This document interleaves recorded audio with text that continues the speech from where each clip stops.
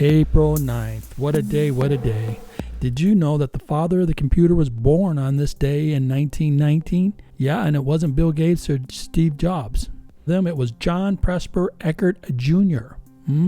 Back in 1946, Eckert and John W. Mauchly unveiled the ENIAC, that's ENIAC, which was the first electrical digital computer. It weighed 30 tons, filled an entire room, and used some 18,000 vacuum tubes, 70,000 resistors, and 10,000 capacitors. They began the work in 1943 at the University of Pennsylvania for the U.S. government. And by December 1949, the machine had solved the first problem that the U.S. government had asked it for. That's right, the first question they wanted to know. We've got a computer. The first time we're going to put something in there, we want to know the answer to what? What would the U.S. government, or any government probably, want to know? How to solve world hunger? That makes sense, huh? How to have peace, love, understanding. How to financially make everybody, give them electricity. How to do something good for somebody, right? No.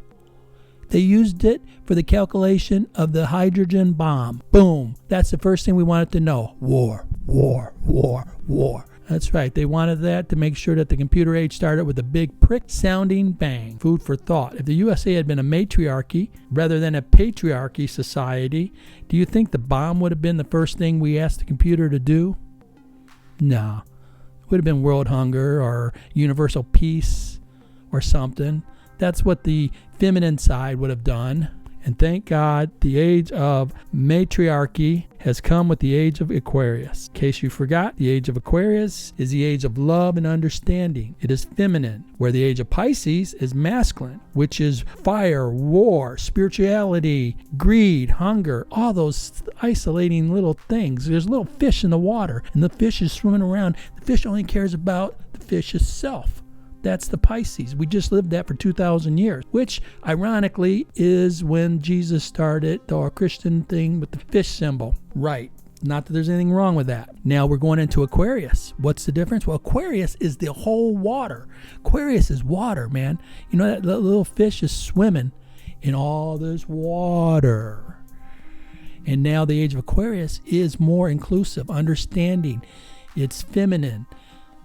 And it's driving the bigots and macho men that are controlling everything. It's driving them nuts. That is the culture war today. It's the last grasp of these, I hate to say it because I'm white male too, but they've been running everything for 2,000 years. And the thing is they're holding on to the carpet, man. Because society, the whole world is pulling them away. That's right. It's the age of peace, love, and understanding. Aquarius is coming. Case in point, too, about this. Here it is April 9th, and that just a few years ago on this day, the population of Iceland said no to the International Monetary Fund. In case you don't know, the International Monetary Fund funds money to countries. That's right. It's kind of like to them what student debt is to us.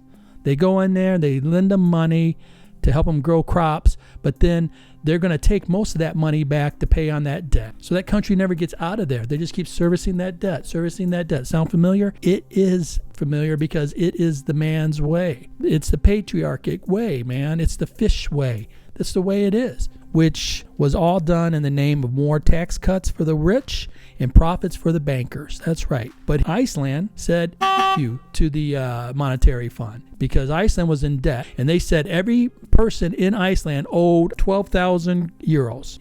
And so everybody owes us 12,000 euros. So what we're going to do, the monetary fund said, we're going to pay the money to who you owe it, and then you can pay us back with interest.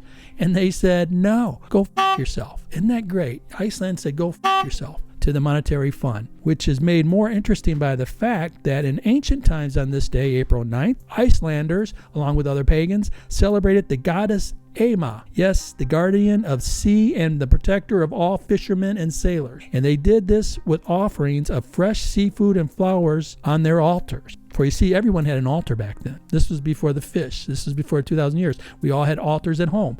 And we chant like a lot of us Buddhists do, and witches, and a lot of people still, some, but not most, because when the church came in, they said, get rid of that altar. You come to our church. This is where the altar is. Come on, get in there. Pray to our altar. And unexpectedly, your ancestors gave up their soul to that altar. You have your own altar. You need to get there right now and find your own God. You are God. That is the esoteric message for April 9th. So, boy, I sure love this story here, how the Icelanders had the courage to say, go fuck yourself, man. That's awesome. The more countries do that, I'm with you. We're in this together.